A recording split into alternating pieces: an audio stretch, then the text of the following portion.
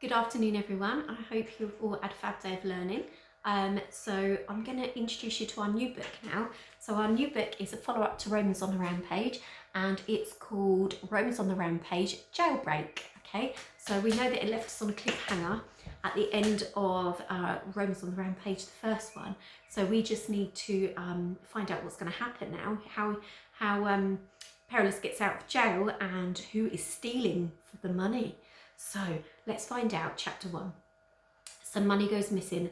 Crump, crump, crump. What on earth was that noise? It was the sound of feet marching up the road.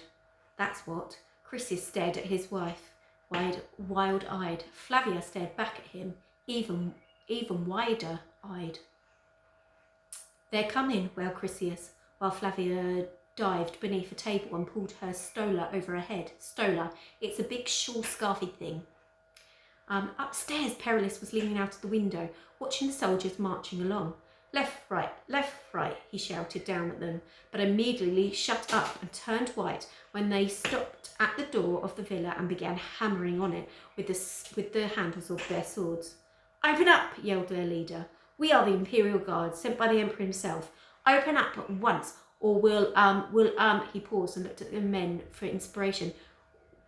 What shall we do? He whispered. Kill them, suggested one. Tell them to go to their bedroom and stay there with no supper, said another. Go home, said the tallest one hopefully. No, their leader shook his head, frowned and then perked up. I know. He turned back to the door and rapped on it again. Open up, he cried, or we'll do something. He grinned back at his men. See, he told them, that'll scare them. They won't know what to expect.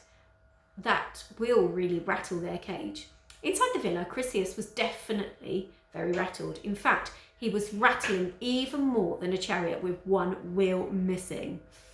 He was desperately trying to squeeze himself under the table too, not to mention pulling Flavia's stola over his head at the same time.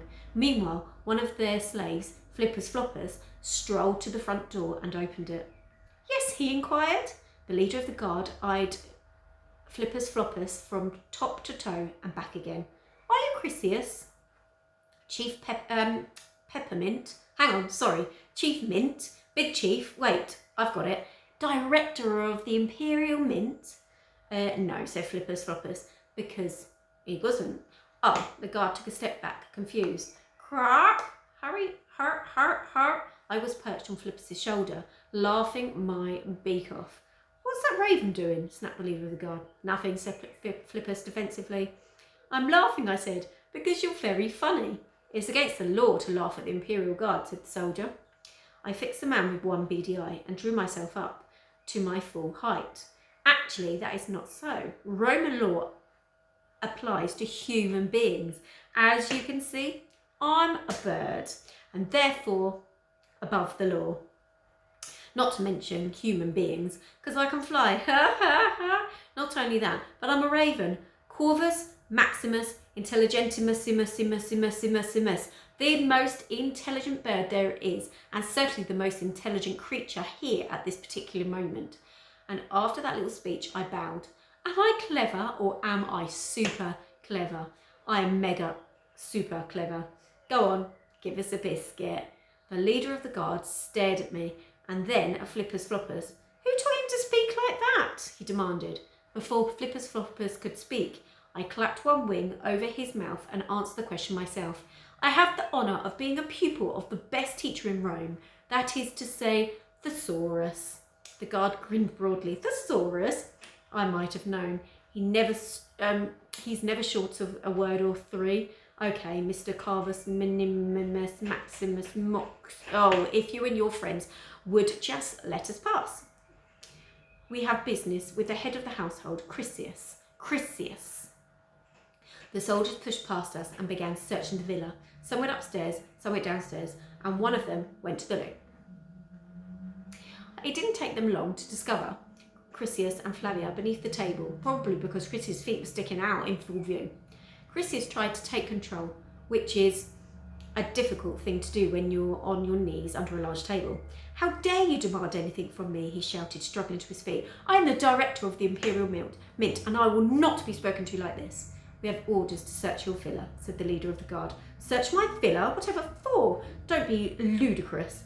I'm not ludicrous. He's ludicrous, said the officer, pointing to one of the other guards. I'm Plausible, chief guard, and I have here a written warrant to search your villa, signed by the Emperor Tyrannus himself, and with his very own name, and in his very own handwriting. Money has gone missing from the Imperial Mint, and we intend to find it. Oh, sighed Flavia and fainted. Her slave, Fusia, rushed over. My mistress, cried Fusia, and she promptly fainted too. Flippers Floppers looked at the two prone women on the floor, waved its hands rather uneasily, and said, "Mwah," for some strange reason, and then he fainted. I thought it might as well join in, so I flapped about on the floor for a few seconds and gave a few feeble squawks, but nobody paid any attention. Making a joke that nobody noticed is very embarrassing, you know. Meanwhile, the guards carried on stomping about the house, upstairs, downstairs, downstairs, upstairs, round and round. They looked under, over, inside and outside, everything. A shout came from the passageway. There's someone hiding in this room, sir, yelled a guard. They've locked themselves in. He banged on the door. Come on out. You're under arrest.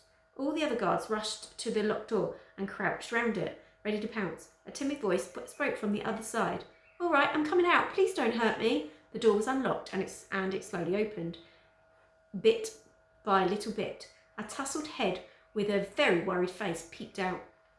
It's only me, said the tall guard. I needed the loo. Before Plausible had time to tell everyone how useless they were, there was another shout, this time from one of the upstairs bedrooms. Sir, I found something. We all raced upstairs, apart from Flavia, Fusia and Flipper Floppers, who were still in a fainted position, and me, because I can't run. I flapped. We got to the main bedroom where Ludicrous was holding a large bag. He opened at the top and tipped it upside down. A stream of silver coins cascaded noisily onto the bed. Chrysius groaned in disbelief, and for a moment I thought he fainted too. Plausible turned to him.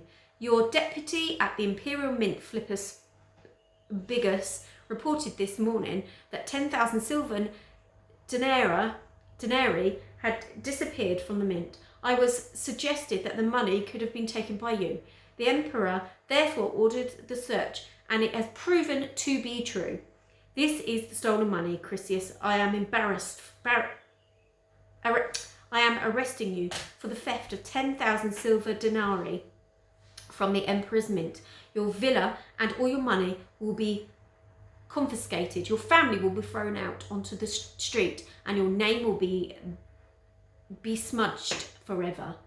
Chrysius frowned. Besmudged? What does that mean? It means besmudged, snapped Plausible. Guards, put him in chains and take him away to jail. The rest of you, you have 1 hour to leave the house forever. Chrysius collapsed at this time. I almost fainted. This was completely unexpected. What was going on? An hour later, we were all sitting outside the villa on the pavement. Obviously, I wasn't sitting because birds can't sit, as you well know. I stood. There was complete silence. Even from me. We were stunned. We had no bed, no food, no home, no money, and no Chrysius. Even worse, there was no more biscuits. Disaster. Crack! And that's the end of the first chapter. Oh dear, what are they going to do? I wonder how that money got there. Did Chrysius really steal it, I wonder? Oh, we'll find out tomorrow in tomorrow's chapter. Okay, well, enjoy, and I will see you in the morning. Take care. Bye.